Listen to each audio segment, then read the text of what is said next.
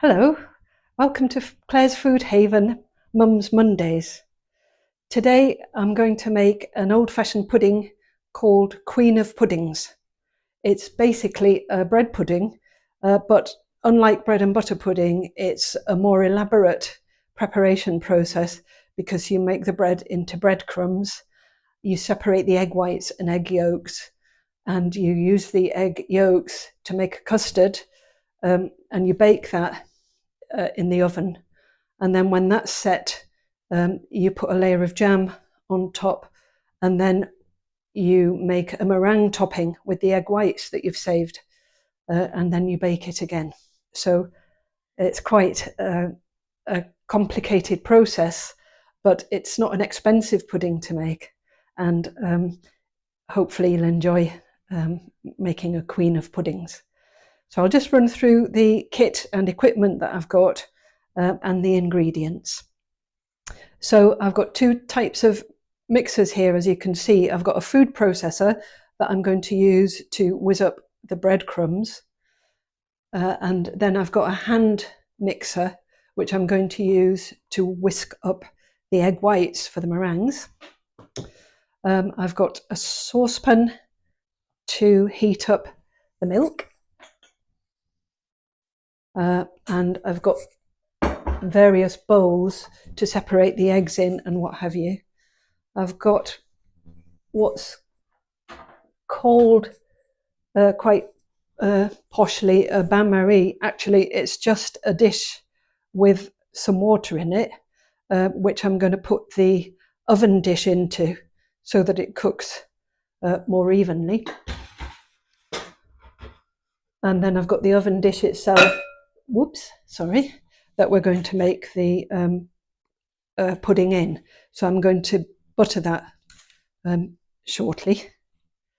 And then when that goes in the oven for the first process, it'll stand in the oven tray with the water in.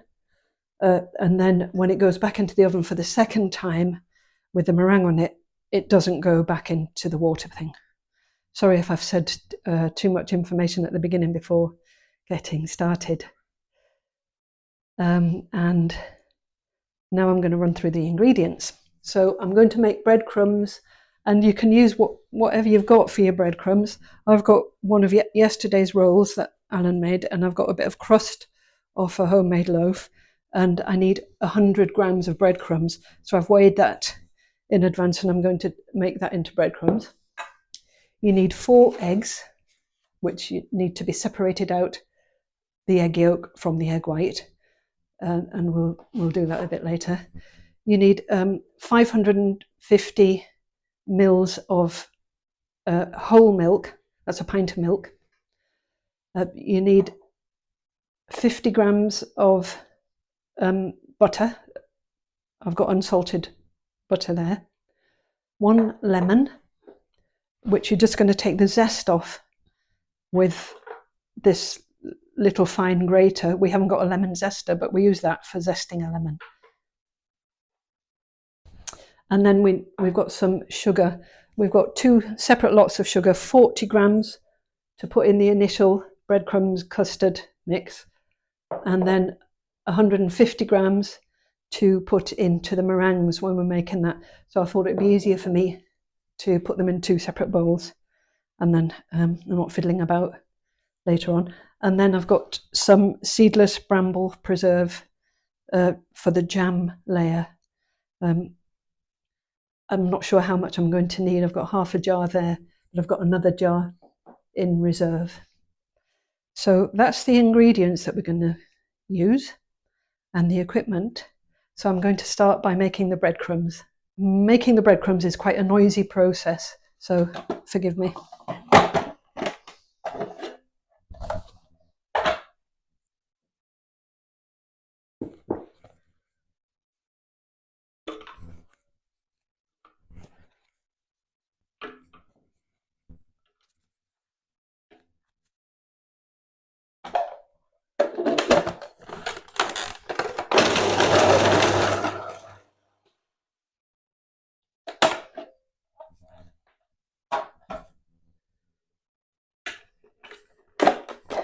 That's the breadcrumbs fine enough for our purposes. It took probably a minute to get them to that point. I know there are other ways of making breadcrumbs. Claire uses a soup stick. I haven't had much luck doing it that way. So up to you how you make your breadcrumbs. The breadcrumbs are now going in the bowl.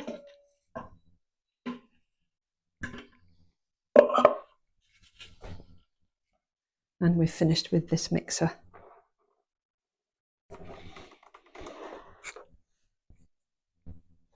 Now I'm going to zest the lemon. Take the top and bottom off it. You don't want those in your mixture.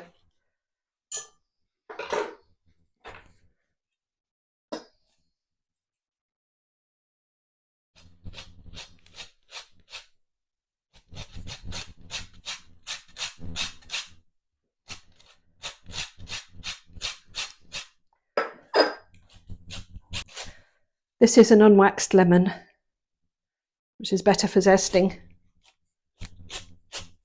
And I'm only trying to take off the top bright yellow layer and stop when I get to the pith.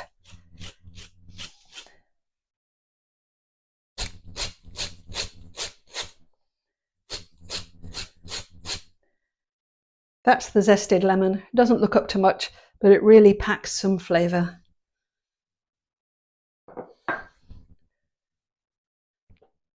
Next, I'm going to separate the eggs. The egg yolks are going into that white bowl, and the egg whites are going to go in this bigger bowl because the meringue will fluff up a lot, so we need more room for those.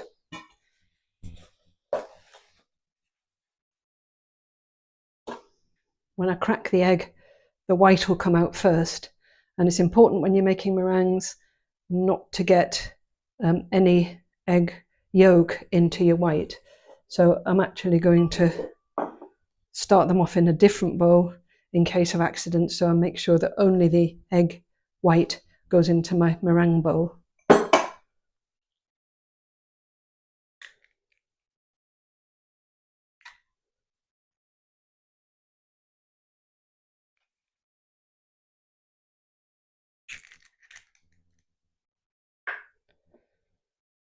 That's good. Only white.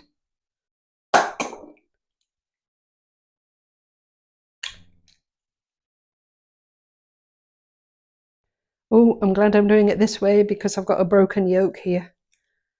That could have caused trouble.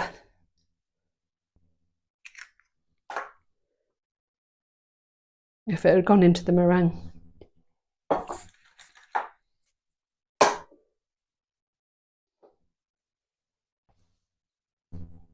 It doesn't matter if a bit of egg white goes in with the yolks, but it does matter if a bit of yolk goes in with the whites. Now I'm just going to beat up the egg yolks roughly.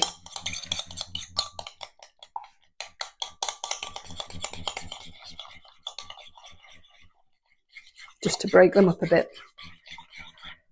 And then they'll be ready to use.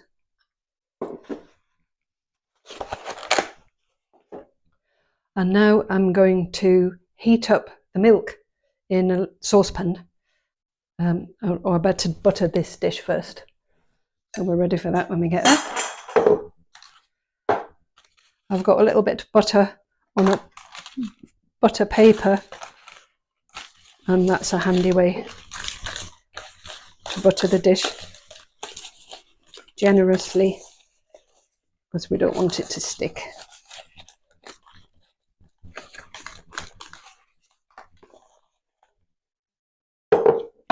That's it. That's the dish buttered. Well, now I'm going over to the cooker to heat the milk. So I've come over to the cooker and we're going to heat the milk until it's simmering.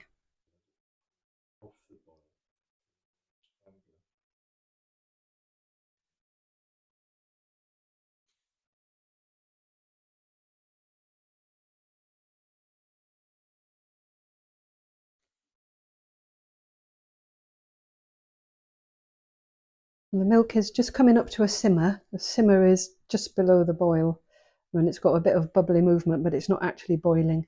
And I'd say that that milk is where we want it to be. And that's taken perhaps 5 minutes. So now I'm going to turn it off and put it on the breadcrumbs. So now I'm going to pour the milk onto the breadcrumbs.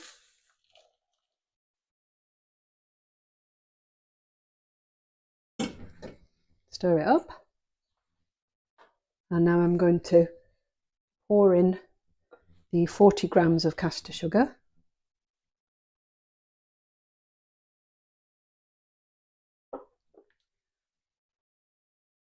The lemon zest.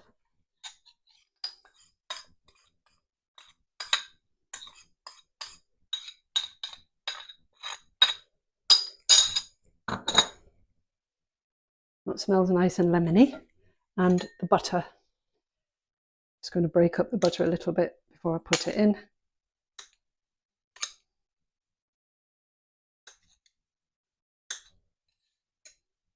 That's the 50 grams of butter.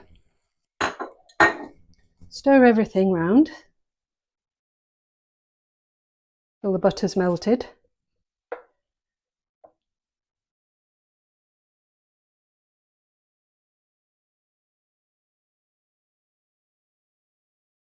That's what we wanted. And now I'm going to leave that to cool for 30 minutes. And the next stage will be putting it into the oven. I'm going to be putting it into a fan oven. I'm going to be putting it into 160 degrees fan, which would be 180 degrees. If you didn't have a fan oven, that would be gas mark 4 for the first part of the process. That's when it's going into its bath of water, remember, and it will bake like that for about half an hour. And then we'll take it out and do the next part of the process. So the breadcrumb custardy mix has had half an hour in the oven. I'm going to take it out now and let it cool.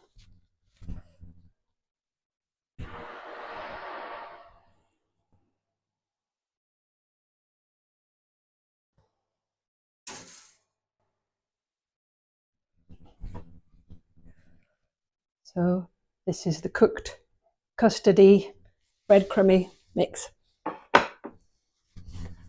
I've turned the oven down to 140 fan. That's 160 without a fan, and that's gas mark 2, and that'll be it at the right temperature to cook the meringue. It's not going back in that hot water bath, by the way. So now, whilst this custardy part of the pudding is cooling, I'm going to make the meringue. Noise coming up, sorry. I'm going to whisk the egg whites to a stiff peak.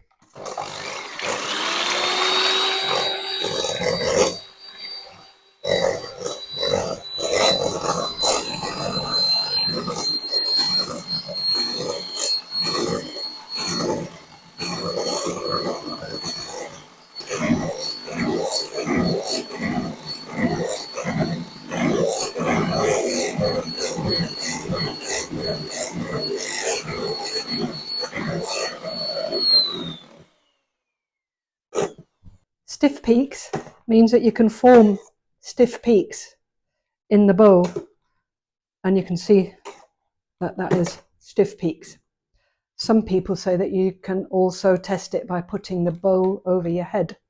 I'm not going to do that. So now it's time to add the caster sugar. We've got 150 grams of caster sugar here to add gradually and whisk in. So I'll pop a spoonful in.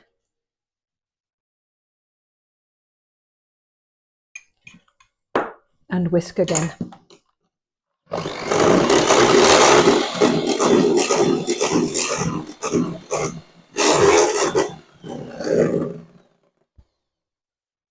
I'll carry on doing that until I've incorporated the rest of the caster sugar gradually, bit at a time.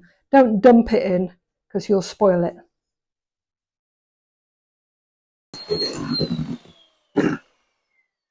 Oops. Starting to look a little bit glossy now,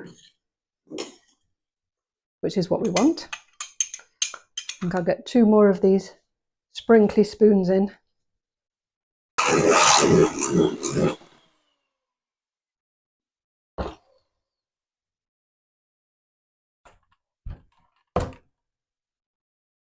Lovely.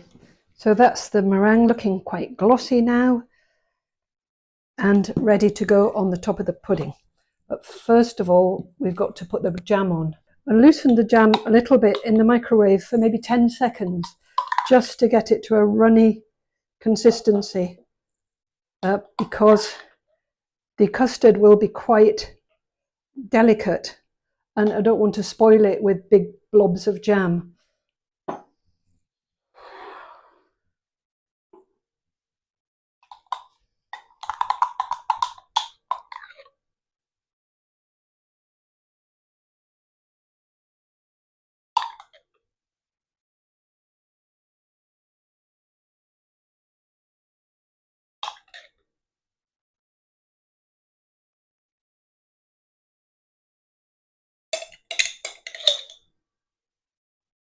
We're using seedless bramble preserve. You can use raspberry jam or any jam that you like. That's okay. That's still warm. That's the jam in place. And now I'm going to spoon on the meringue.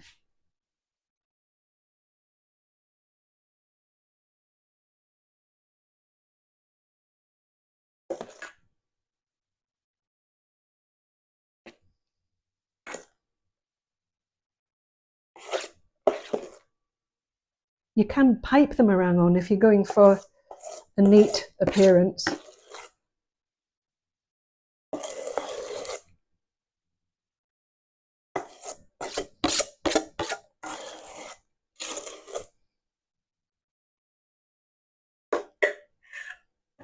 And now I'm going to get a fork and just spread it out a little bit, but try and keep it looking peaky.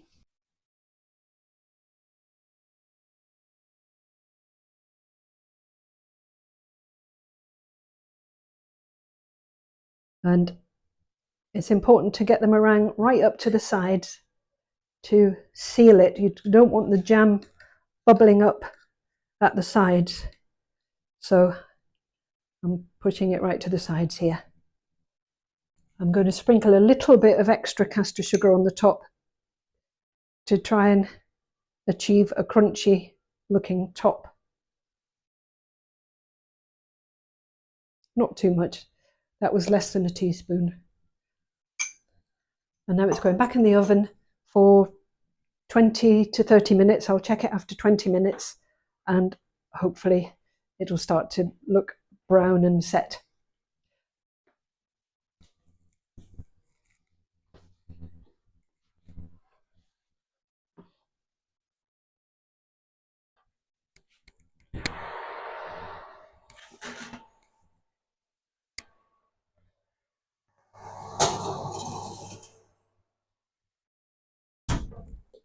Here we are. So the Queen of Puddings had 25 minutes in the oven at the lower setting, gas mark 2 or 140 degrees fan, or 160 degrees without a fan. And this is it cooked, and we've taken it out of the oven and it's been cooling for about 10 minutes. It's best served warm, so I'm going to take a little bit out now and we'll see how it turned out.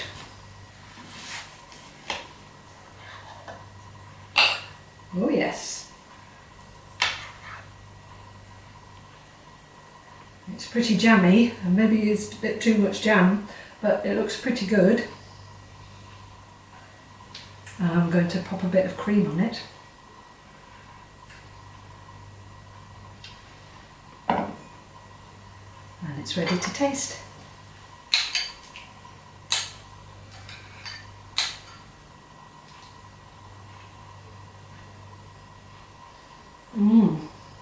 That is very, very good. Queen of Puddings. Thank you.